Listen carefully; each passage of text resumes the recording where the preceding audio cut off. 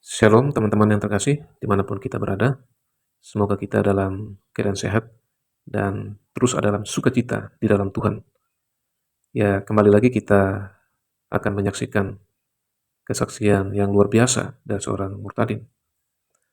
Ya, dalam video kali ini kita akan mendengar kisah yang mengharukan dari seorang anak muda yang harus menghadapi kenyataan pahit setelah memutuskan untuk percaya kepada Tuhan Yesus. Keputusannya untuk mengikut jalan imannya membuat keluarganya marah besar, bahkan kedua orang tuanya memilih untuk mengusirnya dari rumah. Di saat semua terasa hancur, justru disitulah ia merasakan kasih dan pertolongan Tuhan yang nyata dalam hidupnya. Bagaimana perjalanan hidupnya setelah ditolak oleh keluarganya? Apakah ia menyerah atau tetap bertahan, mempertahankan imannya kepada Tuhan Yesus? Ya, mari kita sama-sama saksikan kisah selengkapnya sampai selesai. Karena mungkin cerita ini bisa menjadi kekuatan dan pengharapan bagi banyak orang yang sedang mengalami pergumulan iman. Bahkan kita juga dikuatkan, diberkati melalui kesaksian dari seorang murtadin ini. Mari kita sama-sama saksikan video berikut ini. Tuhan Yesus memberkati.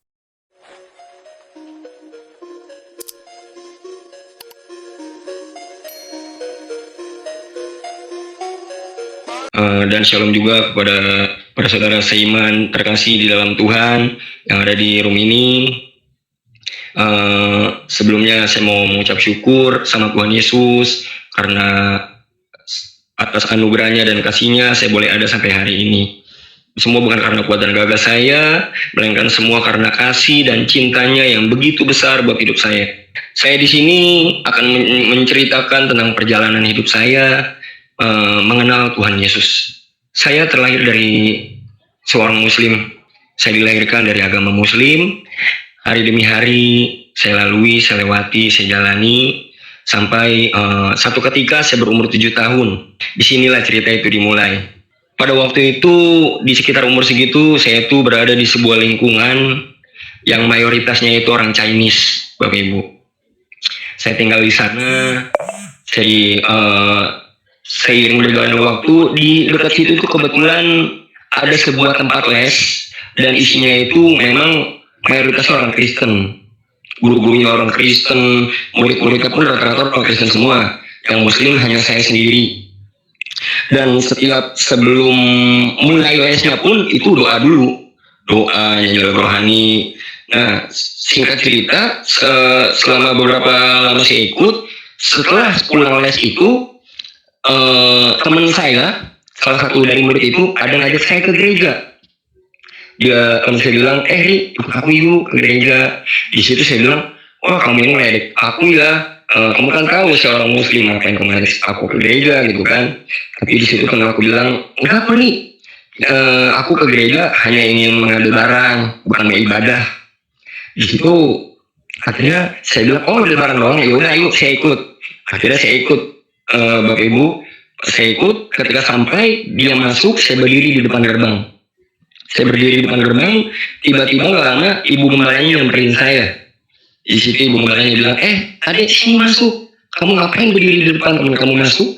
Di situ saya dengan polosnya, namanya anak-anak ya Bapak Ibu. Di situ saya bilang, aduh mohon maaf tante, saya ini orang Muslim. Kalau saya melangkah masuk ke dalam gerbang ini, gerbang gereja ini, selangkah aja. Kalau kata guru ngaji saya, kata papa saya, kata abang saya, itu saya akan disiksa di neraka selama 100 tahun. Di situ ibu gembalanya kaget dong, hah? Kata siapa? Ya itu kata yang selama ini saya dengar, tante. Enggak, itu semua bohong. Akhirnya dia coba bujuk saya, akhirnya saya masuk. Pas ketika saya masuk, saya ingat sekali waktu itu dibeliin cilok. Dia kebetulan beli gorengan ya, dan ibu gorengan itu jualan cilok. Dia beliin saya cilok. Terus dia sambil nanya saya, kamu kalau hari Minggu itu kemana? Di situ saya bilang, oh aku di rumah aja tante, nggak kemana-mana.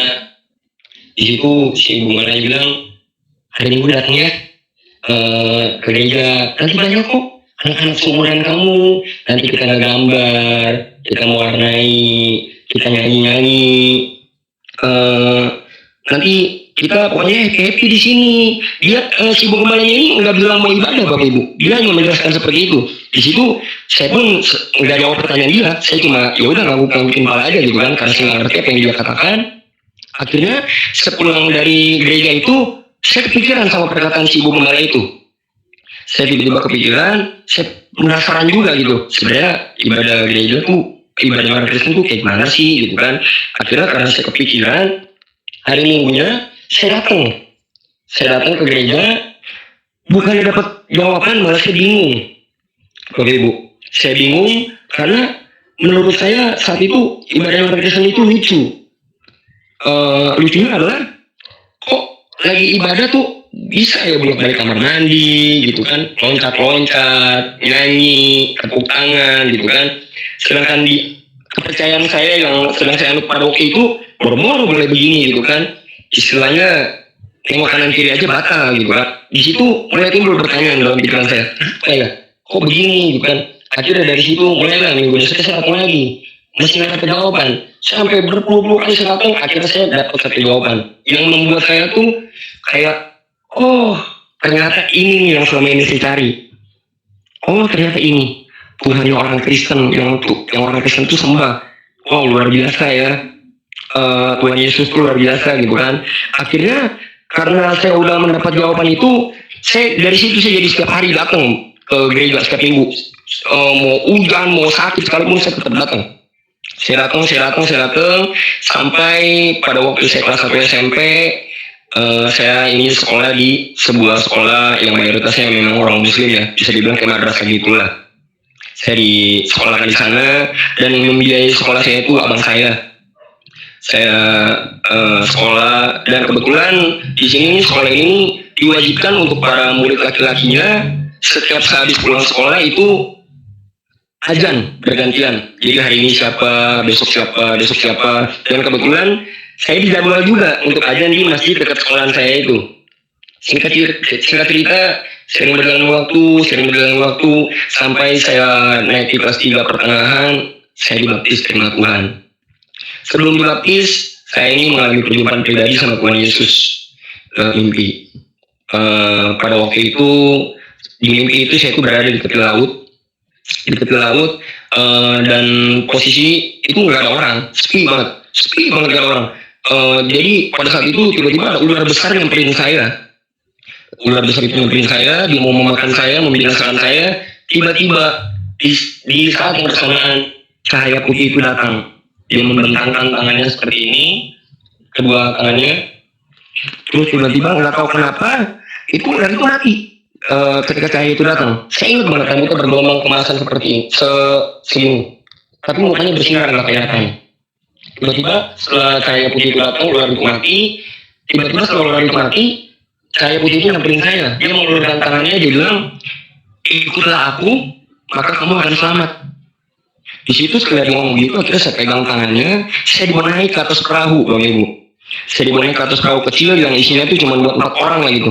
Dia duduk di paling depan, saya duduk yang paling belakang. Dia yang megang perahu itu, Bapak Ibu. Saya nggak tahu itu siapa, tapi nggak tahu kenapa saya nggak ada rasa takut. Justru yang saya alami pada saat itu adalah ketenangan yang nggak pernah saya temukan di dunia sampai sekarang gitu.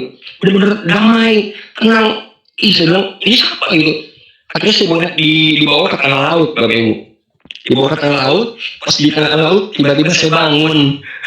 Di situ saya bertanya-tanya juga gitu kan, ini orang siapa gitu kan, cahaya putih tiba-tiba bawa saya ke tengah laut, naik ke atas perahu, siapa ini? Di situ timbul pertanyaan. Akhirnya saya berjalan waktu, di pertengahan kelas 3 SMP saya dibaptis terima Tuhan Yesus. Sebelum dibaptis, saya ini ngomong dulu sama papa mama saya. Saya bilang, Pa, Ma, Ari mau dibaptis. Karena menurut Ari, mengikut Tuhan Yesus lah jalan yang benar. Di situ pas ketika saya ngomong begitu, papa mama saya jelas marah, shock. Maksudnya apa? Lu ngomong begini nih, siapa yang ngajarin? Di situ saya bilang, oh enggak lah, ini Ari atas keputusan sendiri. Ari rasa Ari mau mengikut Tuhan Yesus gitu. Di situ mama saya nggak senang gitu kan, kalian RT. Pokoknya hari kalau lu masuk Kristen, gue coret sama lu dari kartu keluarga. Gue udah nggak bakal anggap lu anak lagi, lu gue buang. Di situ saya mau bilang silakan, karena hari ini memikirkan apa yang terjadi nanti ketika sudah meninggal gitu. Kemana kita nih setelah meninggal gitu, bukan pada saat hidup di dunia gitu. Di situ akhirnya saya cerita, udah tuh karena nggak diizinin, akhirnya pada saat itu di gereja saya ada sesi baptisan, saya ikut dibaptis tanpa bilang-bilang ke keluarga saya. Tiba-tiba setelah pulang dibaptis saya bilang ke mama saya, mas saya udah dibaptis. Di situ mama saya syoknya minta ampun, bener-bener kaget. Apa? Kan gue udah bilang dari awal jangan dibaptis, kenapa lu dibaptis gitu kan? Akhirnya dia juga malam itu mama saya telepon abang saya. Di situ dia cerita kalau saya dibaptis. Dasar di situ pas ketika mama saya bilang kalau saya dibaptis, abang saya marah-marah ngomong sama saya. Maksud lu apa? Siapa yang udah mendoktrin lu untuk lu terima Yesus gini, buat apa lu terima Yesus? Biar supaya ini lu bisa joget-joget, bisa dapat sembako, bisa dapat ampau tiap hari Minggu. Pokoknya di situ dia marah-marahnya. Akhirnya setelah berapa lama dia nanya ke saya seperti ini. Oke, kalau begitu gue kasih gue pilihan. Lu pilih tetap ikut Yesus, tapi gue lepas tanggung jawab, atau lu pilih tinggalin Yesus, gue sekalian lo besar gana. Di situ saya mau bilang, saya pilih nomor 1. Di situ ketika saya pilih nomor 1, dia makin ngamuk, Bapak Ibu. Wah, saya dikatain segala macam, bla bla bla bla bla bla. Akhirnya saya nggak dengerin dia ngomong, saya masuk ke kamar, saya berdoa. Udah singkat cerita, dari sini mulai terlihat perbedaannya Bapak Ibu. Mulai apa ya? Proses itu mulai datang dalam hidup saya gitu. Itu sudah dimulai. Setiap kali saya itu di rumah kalau lagi pada ngobrol sama keluarga gitu, tiba-tiba kalau ketika saya ikutin dulu mereka bubar gitu, aduh gue mau bangun dulu lah, aduh gue mau ini dulu nih, aduh gue sakit dulu, jadi mereka menghindar gitu. Di situ saya bilang, oh ini permulaan pikul haid. Singkat cerita, sering berjalan waktu, saya diusir dari rumah Bapak Ibu. Saya nggak tahu mau hidup di mana. Saya tidur di pos ronda, tidur di pinggir-pinggiran toko, saya ngamen, hujan-hujanan, bener-bener apa ya?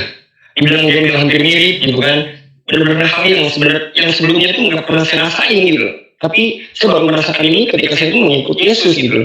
Di situ ada rasa gimana ya? Kok setelah ikut kok malah jadi kayak gini gitu kan? Bergaul dengan orang-orang yang hancur, mabuk-mabukan, terus juga ngisepin lem Aibon gitu kan. Bener-bener saya sering bertanya sama Tuhan pada saat itu, kok jadi begini saya, kok bisa begini gitu kan. Sering berjalan waktu sampai satu ketika akhirnya Tuhan pulihkan saya Bapak Ibu. Di satu titik di mana Tuhan membangkitkan saya, dia semangatin saya, dia pulihkan saya. Akhirnya setelah saya dipulihkan Tuhan, saya pun kembali ke keluarga saya. Meskipun sampai detik saat ini keluarga saya ini masih belum terima kalau saya ini mengikut Tuhan Yesus begitu. Bahkan mama papa saya itu masih sering kali mengajak saya itu untuk kembali lagi ke kepercayaan sebelumnya gitu.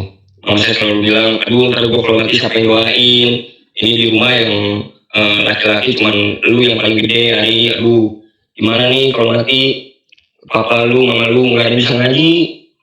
Di situ saya mau bilang, mati itu urusan masing-masing, bro. Urusan dosa itu urusan masing-masing. Kalau saya udah yang nebus, siapa yang nebus? Bukan saya, yaitu Yesus Kristus. Dia menjamin saya untuk masuk surga. Dia menjamin saya kalau saya itu tidak binasa gitu, melainkan beroleh hidup yang kekal gitu. Tapi masih sering Bapak Ibu sampai bahkan sampai detik ini masih suka apa ya? Udah ibu lu balik lagi, udah yang bener lah, udah ibu sholat, lo ikutin adik-adik lu, ikutin abang lu. Coba lu kalau dari dulu nurut, mungkin lu udah sarjana, lu udah lulus kuliah, tapi di situ saya cuma bilang iya mah, tapi ada tetap yakin pada keputusan hari bahwa mengikuti Yesus itulah adalah jalan yang benar. Kalau mama mau kenal siapa itu Yesus, ayo kita sama-sama yuk belajar untuk mengenal siapa itu Yesus. Yuk kita sama-sama belajar. Ayo mama mau nanya apa tentang ketuhanan Yesus gimana begini. Tapi dia pribadi nggak pernah menanyakan sih tentang keimanan saya. Dia hanya sekali mengajak, benar-benar apa ya, udah ayo balik lagi. Singkat cerita, ya gitu lah Bapak Ibu. Itu proses yang memang menurut saya mengikuti Yesus itu ngeri-ngeri sedap, bisa dibilang ngeri-ngeri sedap, karena menurut saya ada enaknya dan ada nggak enaknya juga gitu, ngeri-ngeri sedap gitu. Ya itu seperti yang saya bilang tadi, setelah mengikuti Yesus saya harus putus sekolah, yang dimana teman-teman saya tuh sekolah, saya cuma bisa ngeliatin doang mereka pakai seragam gitu kan. Kadang sering pada saat itu sering timbul dalam hati saya kayak, ih gue pengen banget ngerasain sekolah kayak mereka gitu, tapi nggak bisa, saya harus putus sekolah.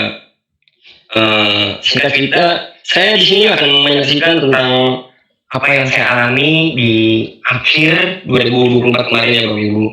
Di sini pada saat tahun 2024 kemarin tuh di akhir saya merasa benar-benar Tuhan tuh izinkan saya mengalami proses yang betul-betul berat, sampai saya ini ngerasa ini di luar kemampuan saya gitu.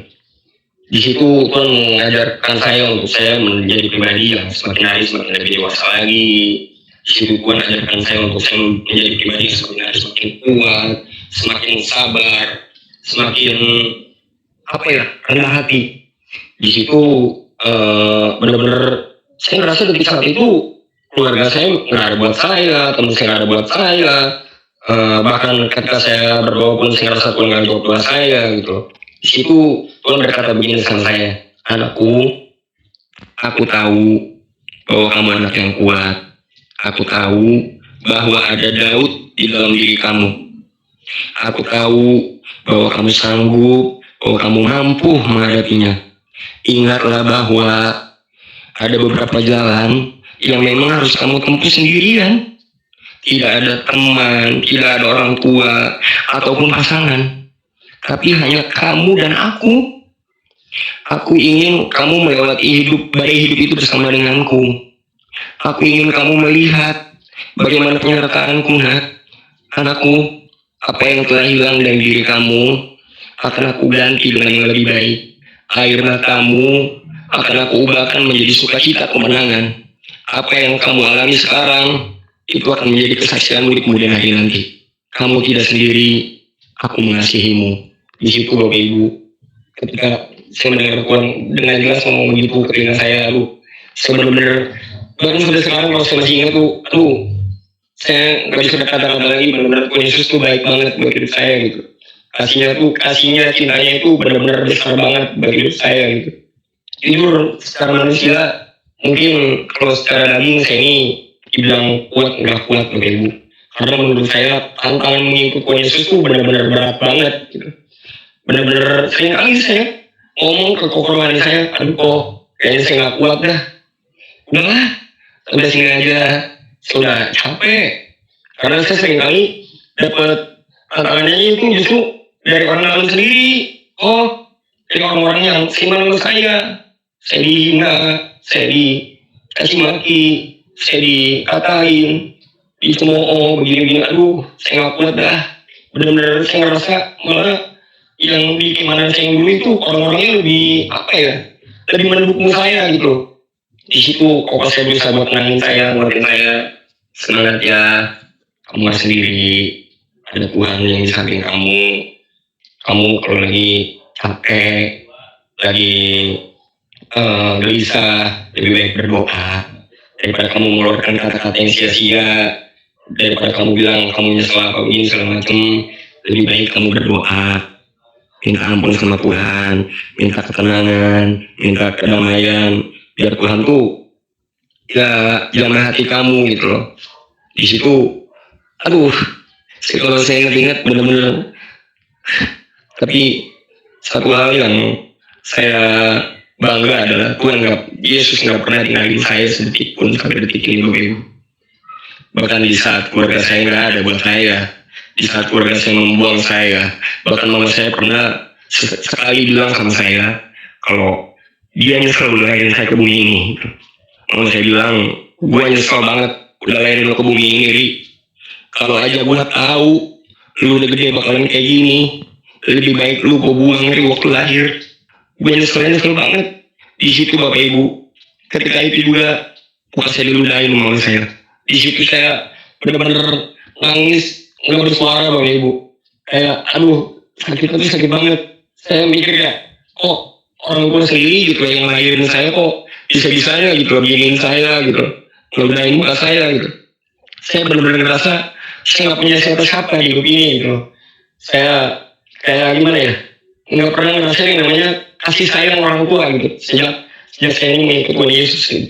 Tapi seiring berjalannya waktu bahkan hingga sampai detik ini saya benar-benar berterima kasih banget sama Tuhan Yesus karena dia nggak pernah tinggalin saya sedetik pun.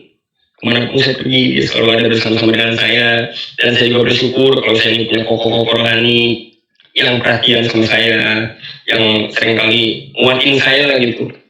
Ayo semangat, semangat. Ketika saya sudah lelah, sedang berada dalam kekalutan, Kak Rohani saya minta untuk semangatin saya. Ya, demikian kesaksian saya.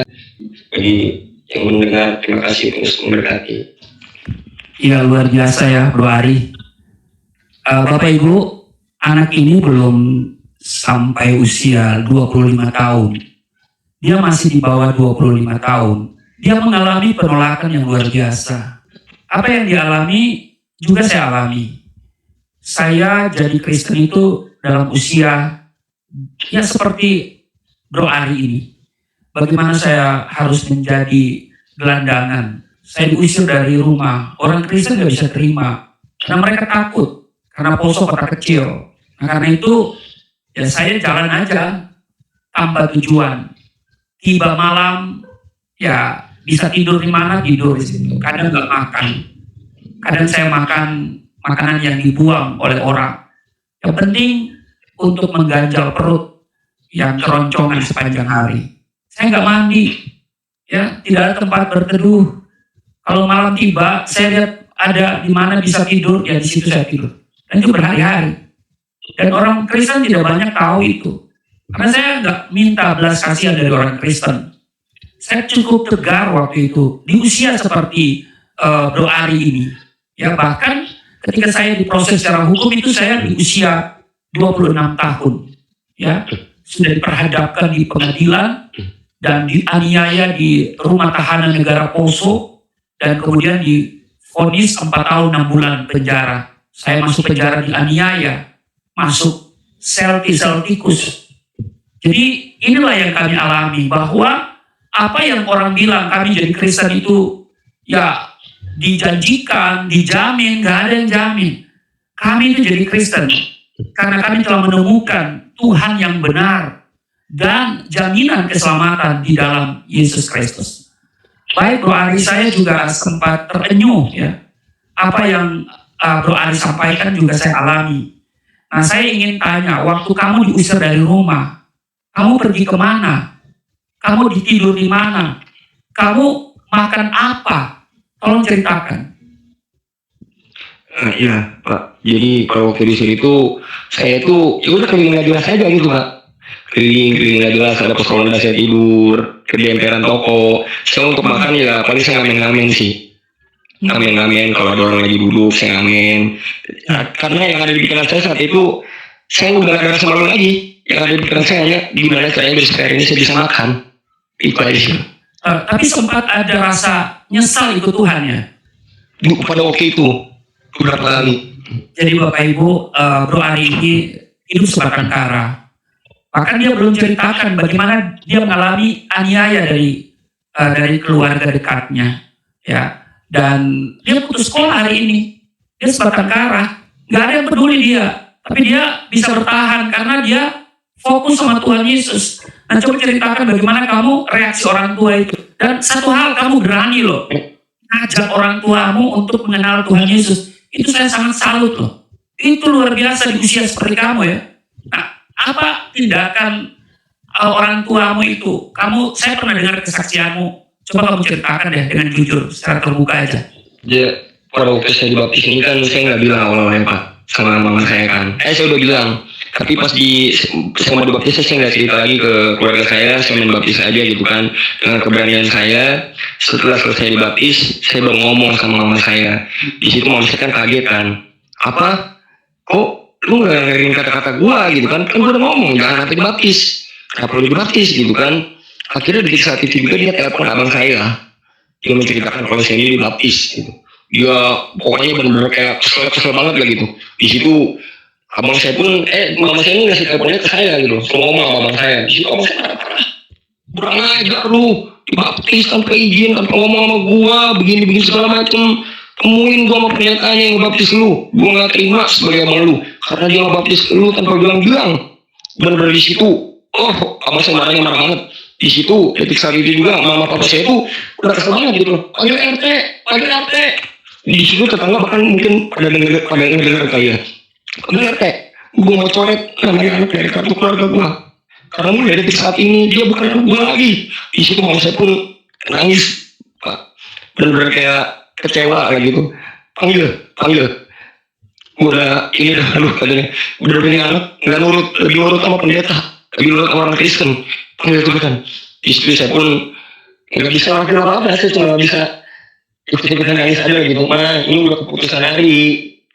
Mama nggak bisa larang, hari ini udah beranjak dewasa gitu. Ada punya keputusan sendiri, ada punya pilihan hidup sendiri gitu loh. Karena nanti kita mati ya nggak bergandengan tangan, kita masing-masing gitu loh. Nggak kayak kita waktu di bumi, ada keluarga mama terus ada bisa pegang mama. Kalau udah mati sana masing-masing mah nggak bisa kayak gitu. Tapi di situ tetap mama saya nggak bisa terima kalau saya ini jadi Kristen gitu loh. Papa saya juga bahkan sampai detik ini bapak saya masih suka ledek-ledekin saya gitu kan. Tuhan Yesus boro-boro mau nyelamatin manusia dari dosa gitu kan. Ya dia disalib nggak bisa apa-apa gitu kan. Paling yang kemana? Ke kiri apa ke kanan? Ke kiri lah. Lu pakai kolor doang gini-gini. Di situ saya mau bilang terima kasih Pak, terus memberkati. Di situ saya juga sedikit menjelaskan, Tuhan saya itu bukan nggak bisa membela diri, dia bisa kok kalau dia mau.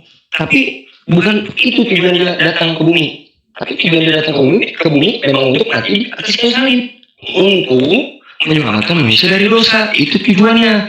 Yesus mati di salib bukan tanpa alasan, tapi Yesus mati di salib itu untuk menyelamatkan setiap orang yang percaya sama dia tuh, biar supaya tidak binasa, melainkan beroleh kehidupan yang kekal di sorga. Di situ kalau saya cuma ketawa-ketawa ketika saya menjelaskan, pokoknya apa saya nggak percaya gitu. Ya sudah, kalau apa percaya apa. Tapi di saat ini hari berdoa biar supaya suatu saat nanti papa, mama dan adik-adik dan kakak boleh dan mau menerima Tuhan Yesus sebagai Tuhan dan Juru Selamat dalam kehidupan kalian. Saya yakin dan percaya bahwa Tuhan membawa saya sejauh ini bukan untuk gagal. Saya yakin akan ada hari di mana keluarga saya ini boleh terima Tuhan Yesus sebagai Tuhan dan Juru Selamat.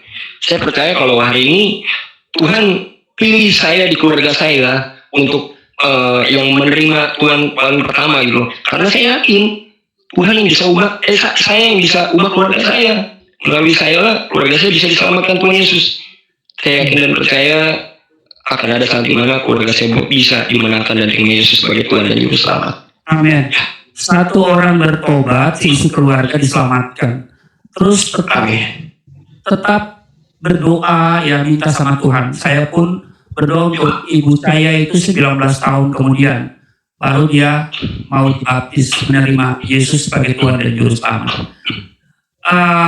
Bapak Ibu, hari ini kita belajar tentang satu kata, kehilangan. Dan Bro Ari ini banyak mengalami kehilangan. Dia putus sekolah Bapak Ibu, tapi dia punya talenta main musik. Jadi kalau Bapak Ibu atau gereja atau persekutuan butuh layanan main musik, silakan hubungi kami. Dan jika Bapak Ibu mau berbelas kasih ke Bro Ari, mungkin mau bantu dia, apakah dia mau sekolah atau apa, nanti Bapak Ibu bisa hubungi kami. Dan juga ada nomor akunnya di kolom deskripsi ya, Bapak Ibu kunjungi di sana. Nah, Bro Ari, tadi ada katakan itu ngeri-ngeri sedap. Ya, ngeri-ngeri sedap itu tolong diceritakan lagi kepada kita. Ngeri-ngeri sedap yang Bro Ari alami. Dan kemudian ada penolakan, ada yang menghina, ada yang mengejek. Justru dari saudara seiman di dalam Tuhan ya. Iya. Ya, coba ceritakan. Saya sih sering mendapat perlakuan yang gak enaknya itu dari teman gereja saya khususnya sih. dari teman-teman komunitas saya pada saat itu gitu. Saya benar-benar kayak gimana ya, sering kali dibully, dikatain, dihina. Aduh ini lu begini keluarga lu, lu dijauhin sama keluarga lu karena lu begini sih, lu nggak punya power, lu nggak punya duit, jadi keluarga lu gimana mau mandang lu, begini-begini segala macem gitu kan. Bahkan saya pernah satu kali, saya ini ada pinjam motor, ada lagi ke kerabat saya. Pada saat itu saya mau pergi komsel, posisinya emang saya kan nggak punya kendaraan pada saat itu kan. Saya pengen pinjam motor kerabat saya. Di situ tiba-tiba kerabat saya bilang, Rey, kamu itu hidup udah miskin, gak usah banyak gaya. Itu saudara seiman, sama seiman saya. Kamu tuh udah miskin, gak usah banyak gaya. Hidup apa adanya. Kalau nggak punya motor jalan, atau naik angkot. Jangan maksa-maksain minjem barang orang yang bukan punya kamu. Kalau kamu mau ngerasain gimana naik motor, ini nabung, beli sendiri. Di situ, aduh, Bapak Ibu, ketika saya dengar perkataan saudara saya itu, aduh, saya benar-benar nangis bersuara, Bapak Ibu. Aduh Tuhan, saya mau pergi komsel gitu kan, malah dapat intimidasi dari kerabat saya sendiri yang padahal dia sendiri percaya sama Tuhan Yesus gitu. Kok dia bisa ngomong begini gitu kan? Di situ saya bilang, oh ya udah, kalau gitu makasih banyak. Akhirnya saya tinggal dia, saya pulang jalan kaki. Saya akhirnya berangkat komsel, naik angkot pada waktu itu. Dan masih banyak lagi sih dari teman-teman ya, teman saya yang siman saya sering kali diledekin, ada dasar lu begek, ada dasar lu begini, lu gak punya pendirian, gak berpendidikan, sekolah juga putus, bener-bener diejek lah saya. Ya, memang kadang-kadang ya kita mengalami perlakuan yang gak enak ya. Justru dari saudara-saudara seiman, mereka lebih banyak menjas kita yang menghakimi. Kalau kita miskin, dibilang oh nggak diberkati. Ya saya ingat ya, saya dulu pelayanan juga naik angkot. Ya saya naik Metro Mini. Kalau saya naik Metro Mini, bawa baju. Kalau tahu sendiri kalau Kopaja Metro Mini ya, begitu kita naik turun, ya kita naik bersih muka kita, begitu kita turun dari Metro Mini atau Kopaja kan muka kita jadi hitam karena itu asapnya.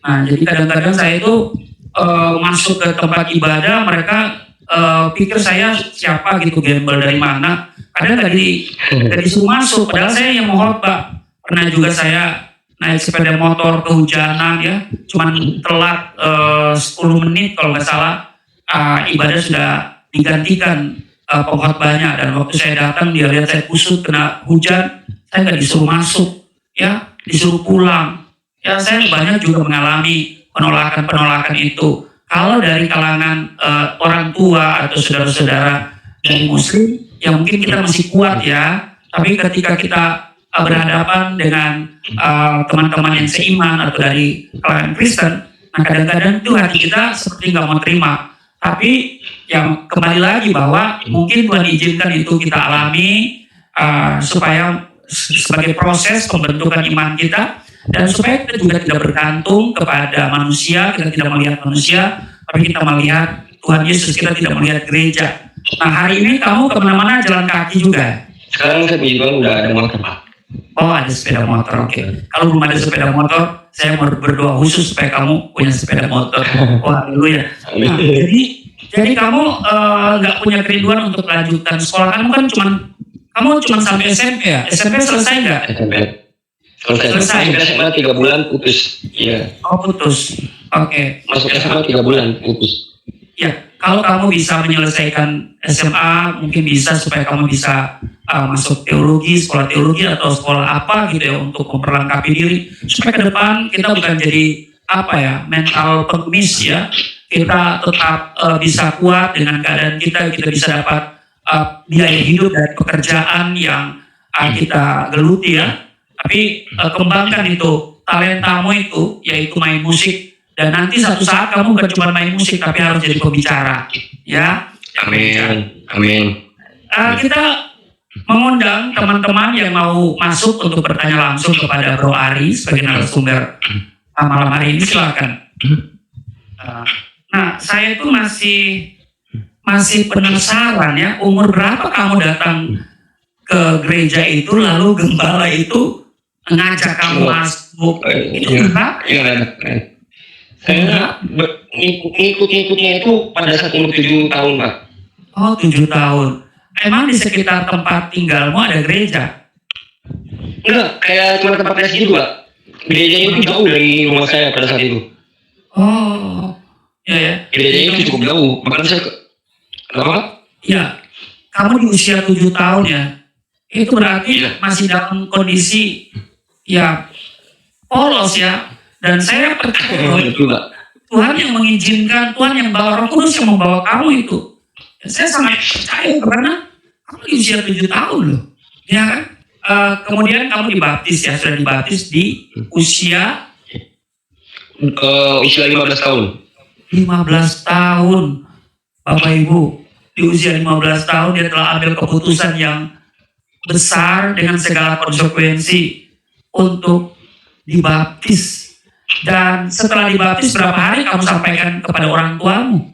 Sepulang dari baptis, iya. Oh, Makanya mama saya benar-benar shock banget. hari itu juga ya.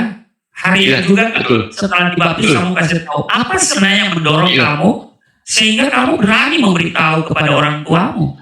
Saya juga nggak ngerti, Pak. Pokoknya benar-benar kayak saya nggak tahu kenapa kayak ada sesuatu yang mendorong saya untuk saya ngomong gitu. Nah, hari habis dibaptis. Di situ mama saya benar-benar kaget banget, luar biasa. Apa? Di situ bahkan mungkin terdapat pada gara-gara kayak. Padahal pas sebelum dibaptis saya nggak ngomong, saya diem-diem aja. Wow, luar biasa. Ya. Nah, bagi teman-teman yang mau bertanya silakan masuk dan saya melihat di live chat ini banyak yang aktif tapi juga ada yang sedikit memahami iman Kristen itu secara salah. Yesus pacaran dan menikah sama Maria Magdalena. Entah data dari mana yang dia ambil ya. Memang ya orang itu kalau di luar Tuhan Yesus kan hidup dalam kegelapan ya. Jadi pandangan mereka itu gelap ya. Kita juga dulu ngalamin ya, pandangan kita itu gelap waktu kita belum mengenal kebenaran ya.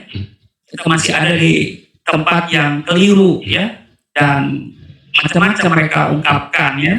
Dan saya pikir kalau dia memunculkan statement itu, wah ini dari mana? Sementara kalau kita lihat di Alkitab, setan pun itu mengakui bahwa Yesus itu adalah Tuhan. Nah kalau dia katakan Yesus pacaran, bernikah sama Maria Magdalena, nah ini orang lebih dari setan ya.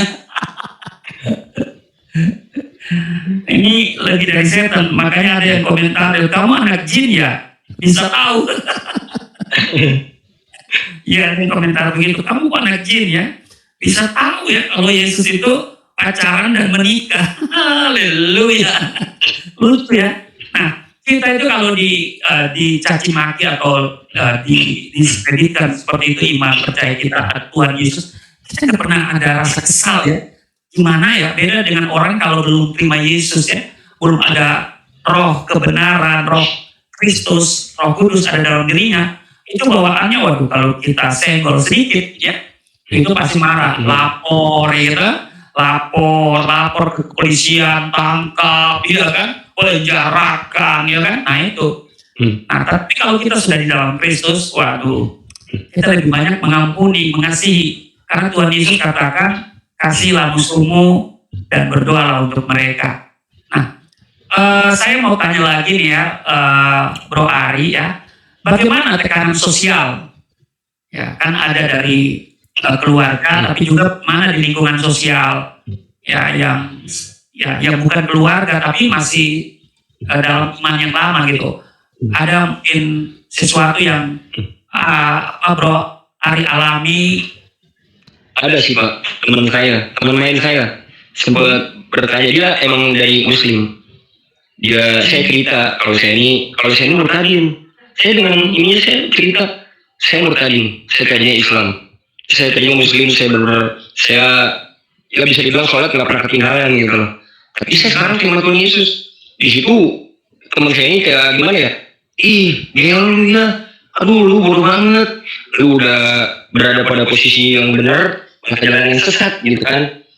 Apa alasan lu terima Yesus? Kenapa lu bisa percaya Yesus? Di situ dia benar-benar nanya tentang gini-gini, banyak lah gitu tentang iman kekristenan gitu. nih Ri, gue kasih tahu aja, Yesus dia nggak berubah nyelamatin manusia, dosa manusia, dia jadi salib nggak bisa ngapa-ngapain gitu kan.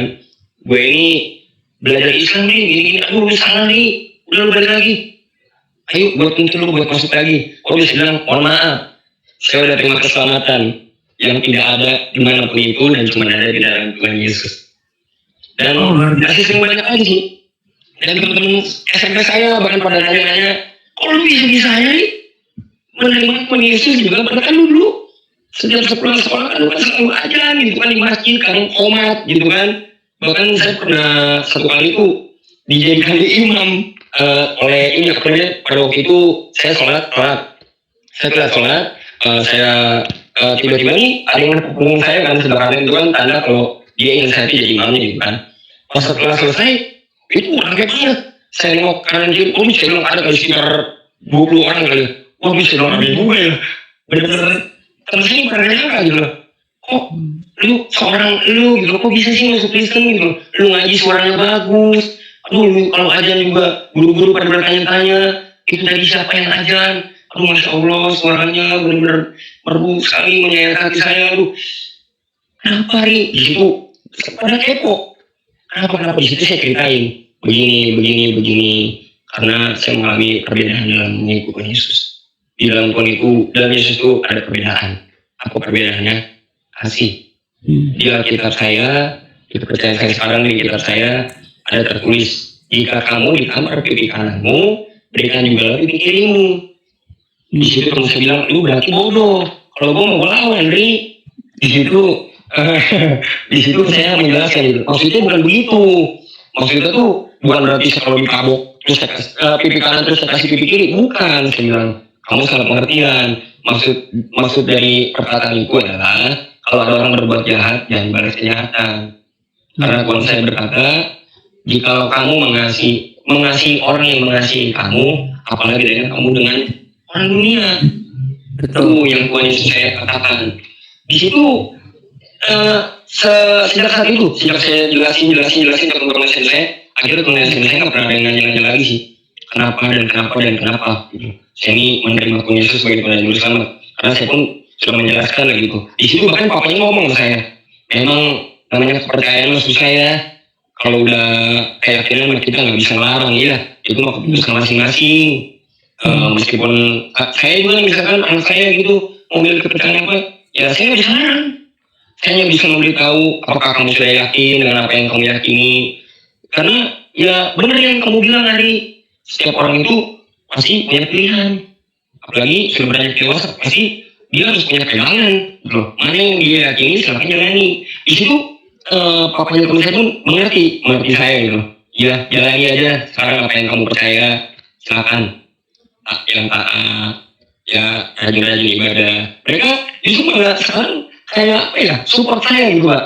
Bener, iya. Kadang kalau saya ngajakin anaknya jogging pun, emang hari ini kamu nggak ke gereja? Kayak bilang aja gitu saya, oh ke gereja tapi ntar di sini. Oh yaudah yuk. Soalnya ntar takutnya kalau kita jogging, ntar aku ganggu. Ini lagi ganggu waktu kamu ke gereja. Keburu nih lagi, ya keburu. Jadi mereka ini support saya, benar support saya gitu. Iya, itu luar biasa karena kamu di usia 15 tahun udah ambil keputusan untuk menerima Yesus sebagai Tuhan dan Juru Selamat dan engkau berani hidup sebatang kara loh. Dan itu tidak gampang ya. Dan engkau mengalami kehilangan, banyak kehilangan ya. Kehilangan kesempatan untuk sekolah, kamu kehilangan banyak hal pokoknya. Tapi saya yakin Tuhan pasti tidak akan pernah membiarkan meninggalkan Bro Ari. Dia bertanggung jawab penuh terhadap Bro Ari. Dan yang penting kita itu gak usah kita menyerang teman-teman kita yang Muslim, gak usah kita menjelek-jelekan mereka. Kita praktekkan aja apa yang Tuhan Yesus ajarkan. Kasihilah mereka, ya kasih. Kita juga harus menghormati, menghargai bahwa keputusan untuk menerima Yesus sebagai Tuhan dan Juru Selamat itu sangat pribadi.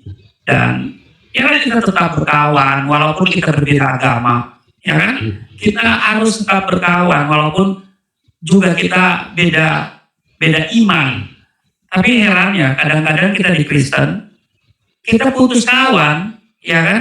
hanya gara-gara beda gereja, beda denominasi. Dan saya alami itu.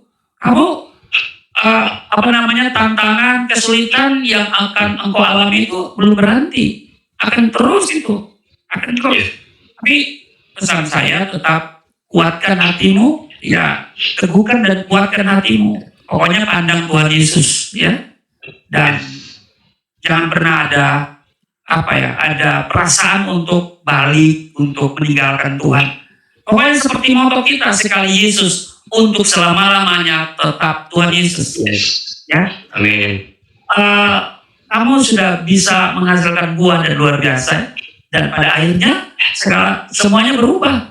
Dari yang benci sekarang jadi sayang, mensupport kamu. Itu luar biasa. Nah, cuman bagaimana dengan orang-orang yang seiman, apa mensupport kamu? Nah, kita bukan cari support dari manusia. Yang penting Tuhan selalu berpihak kepada kita dan mensupport hidup kita. Iya kan?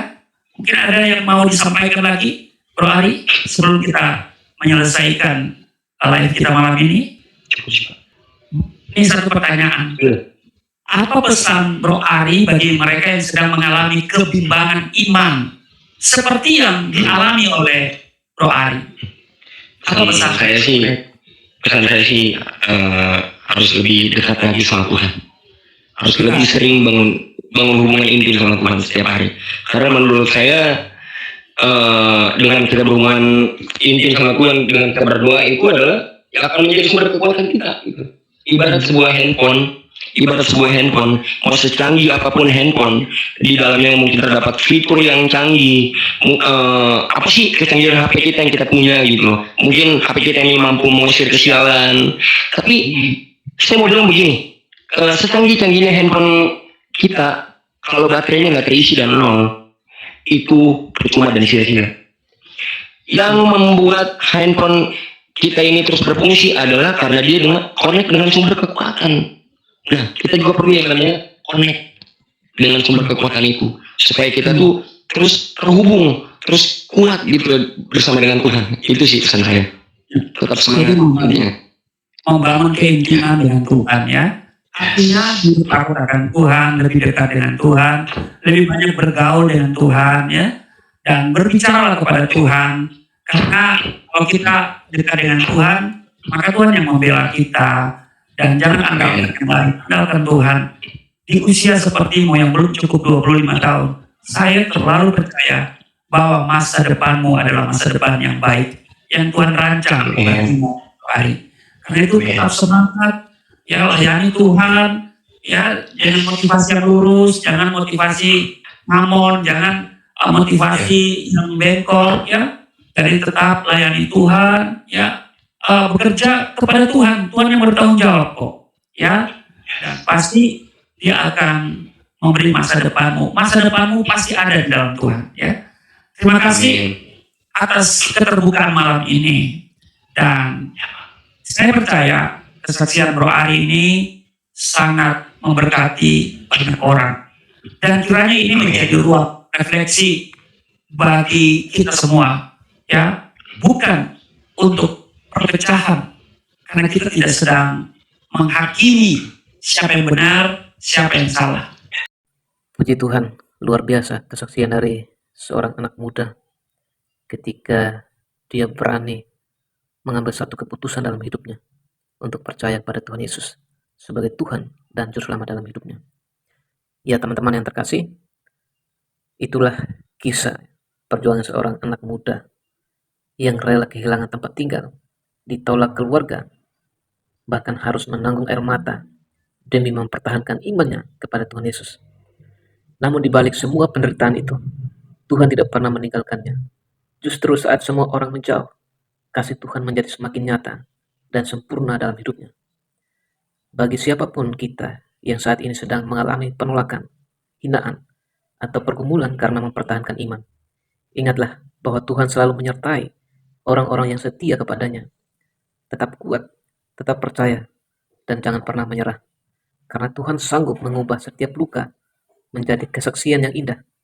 Seperti dalam firman Tuhan berkata, dalam Matius 19 ayat 29, setiap orang yang karena namaku meninggalkan rumahnya, saudaranya laki-laki, atau saudaranya perempuan, bapaknya, ibunya, anak-anaknya, atau ladangnya akan menerima kembali 100 kali lipat dan akan memperoleh hidup yang kekal. Dan juga dalam firman Tuhan, dalam Mazmur 34 ayat 19, Tuhan itu dekat kepada orang-orang yang patah hati, dan ia menyelamatkan orang-orang yang remuk jiwanya. Kiranya melalui kesaksian dan juga firman Tuhan boleh memberkati kita dan menguatkan iman percaya kita kepada Tuhan Yesus. Saya ucapkan terima kasih kepada teman-teman semua karena sudah menonton sampai akhir. Jangan lupa like, komen, dan subscribe agar melalui kesaksian ini semakin banyak orang diberkati dan banyak jiwa-jiwa yang percaya kepada Tuhan Yesus. Dan nantikan video selanjutnya. Tuhan Yesus memberkati.